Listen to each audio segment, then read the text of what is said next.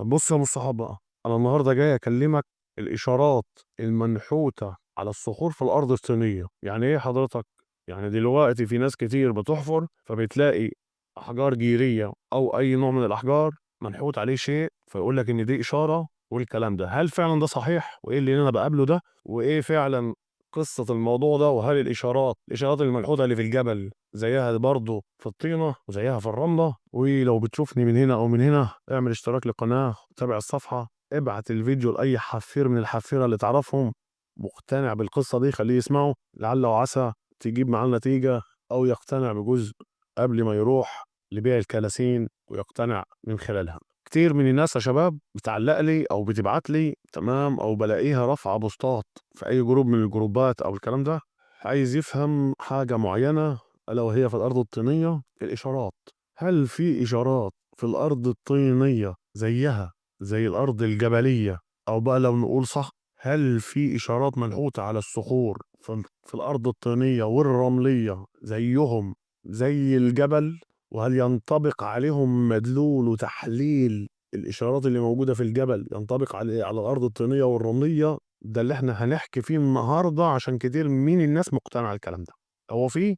لا مفيش. لا انا مطلع حجر، اتقل وبعد كده اتدخل وقول انا طلعت ومع ما طلعتش. كتير من الناس يا ابو الصحاب تحفر في الاراضي الطينيه، سواء على عمق قريب او عمق متوسط او عمق ابعد، بيقابلها حجاره جيريه او انواع اخرى من الحجاره، وينزل يا ابو الصحاب يلاقي في الصخره جرن او مربط فرس او سيال، او يلاقي اشياء شبه الكلام ده اتعمل في الحجر عن طريق الطبيعه، مش عن طريق نحت البشر. انا بتكلم في الارض الطينيه والرمليه. فيعرض الامر على حد فيقول له ان ده مربط فرس اشاره تثبيت، وان ده جرن القبر، وان تحت منك او في جنبك او مش عارف في شمالك او في يمينك زي ما بيقولوا لكم كده القبر. حضرتك شغال في طبيعه ايه؟ ارض طينيه. طب هو ينفع ان انا انحت اشاره في ارض غير ثابته؟ اشارات في الجبل عشان هي ارض ثابته، او دايما بيختار الشيء الثابت الغير متحرك في الجبل وبينحت فيه. وما ينفعش يعمل نحت على حجاره في الارض الطينيه، لانه عارف ان الارض الطينيه ارض متحركه اصلا. يعني ايه متحركه؟ يعني ممكن حد يجي يشيل منها فهيشيل معاه الحجر، مش هيفضل الحجر ثابت. ممكن يجي سيل او فيضان نيل فهيحرك النيل فهيحركها. جه اي حد عمل اي حاجه في المنطقه فاذا هيحركها، سواء هيحركها من المنطقه كلها او من الجزئيه اللي هو فيه، فهي كده كده متحركه. فما ينفعش يعمل فيها حاجه زي كده.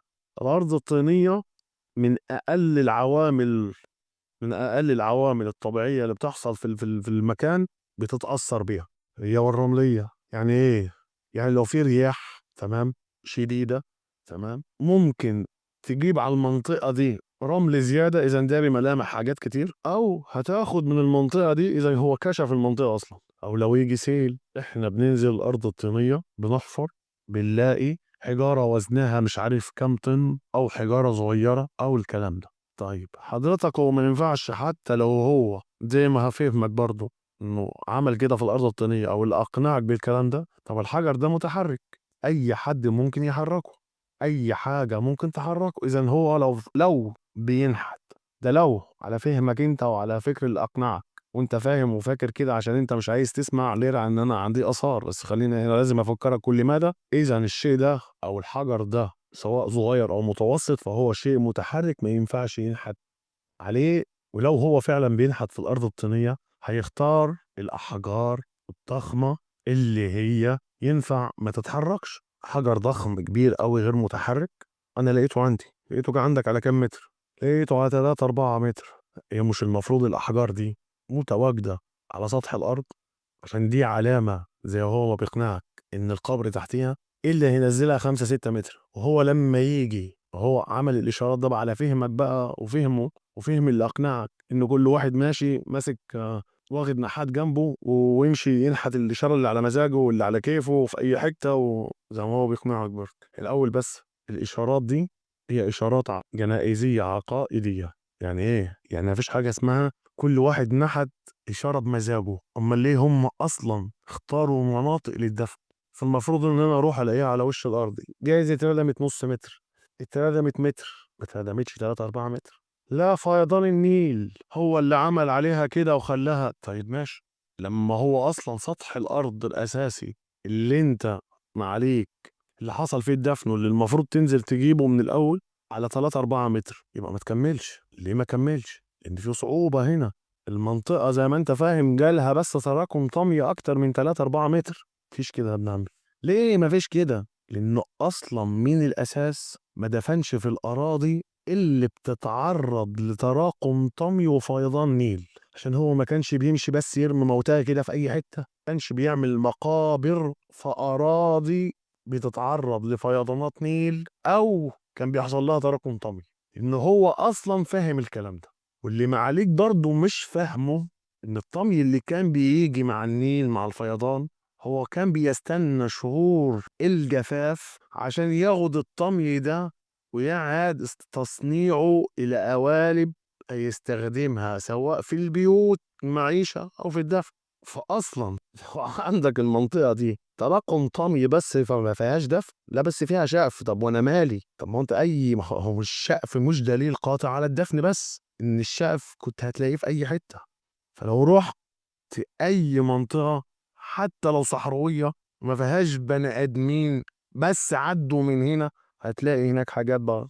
فأنت يا ابن عمي اقتنعت إن المنطقة فيها دفن أو عندك دفن ليه؟ عشان تلاقيت شقف. وهو أقنعك إن الحجر ده كان المفروض كان على وش الأرض ونزل تحت بفعل تراكم الطامي والنيل وكل الاستنتاجات دي، واللي خلاك حفرت بالقصة دي عشان هو فاهم نفس ما أنت فاهم. في سقف يعني في آثار، وما يعرفش إن السقف استخدم في كل شيء.